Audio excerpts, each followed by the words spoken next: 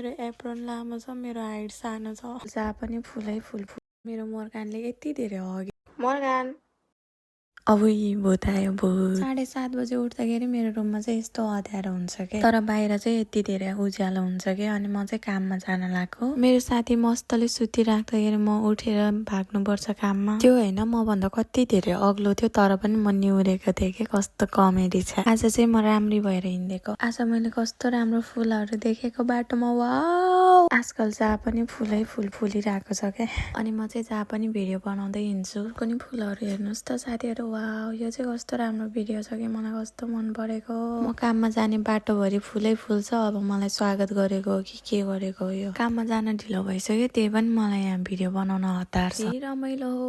Wow, काममा पुग्ने बित्तिकै मोर्गान आएर मलाई यहाँ कसरी आउँछ हेर न। आज मेरो मोर्गानले यति धेरै हगेको होइन, 4-5 चोटि हगेछ रातभरि। अनि मैले बिहान बाहिर नै लिएर गएको थियो, बाहिर पनि हग्यो। मोर्गानलाई बाहिर लिएर गएको, यहाँनिर कस्तो राम्रो फुलहरू रहेछ, यहाँ पनि भिडियो बनाए। यतिकैमा बाजे चाहिँ हस्पिटल जाने भनेर ट्याक्सी रोकेर भाग्यो। मोर्गान।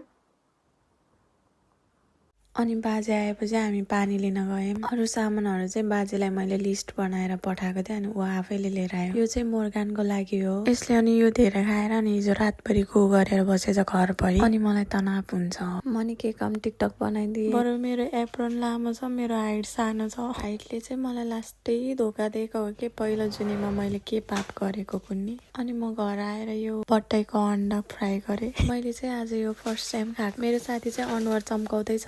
बार्सिलोनामा नेपाल घर निर्माणको आध्यात्मिक महोत्सव छ नि त। अनि यो चाहिँ त्यहाँ गएर साइग्रेस पोखरेलसँग भेटेको खुसीमा नाच्दै थियो।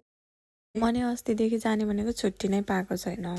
लङ डिस्टेन्स रिलेसनसिप अरे क्या उनीहरू न।